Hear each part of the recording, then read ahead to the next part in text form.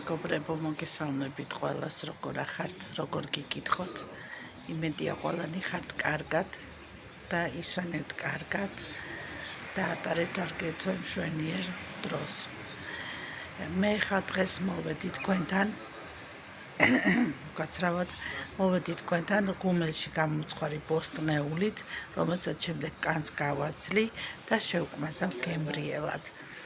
აქვს ისეთი არაჩვეულებრივი სტრუქტურა, რომ შეგიძლიათ შემდეგ ესე პურზე გადაუსვათ, მაცივარში რომ შედებთ, გაცივდება კარგად, შემდეგ პურზე გადაუსვათ და მიირთოთ გემრიელად.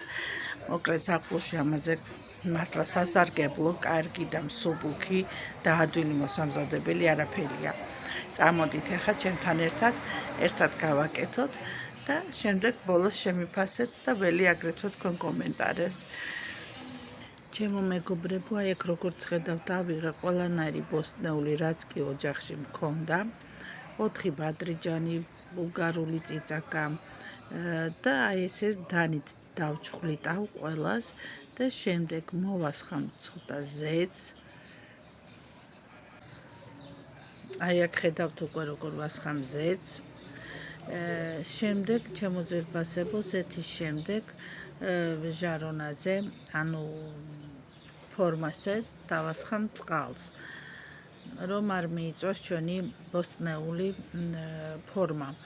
შემდეგ მე მქონდა ეს ამ ფორმას აქვს თავისი თავსახური. თქვენ თუ არ გაქვთ თავსახური, შეგიძლიათ დააფაროთ ალუმინის ქაღალდი და გამოაცხოთ ღუმელში.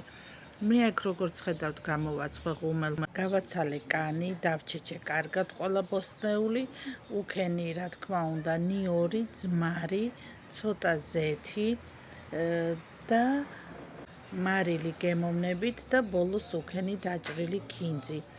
ინგრედიენტებს რომ უშვებოდი, ვიდეო არ ყოფილა ჩართული, რისთვისაც დიდ ბოძის გიხდით, იმედია გადმოვეცი გასაგებად. მიყვარხართ ყველანი, დიდი მადლობა.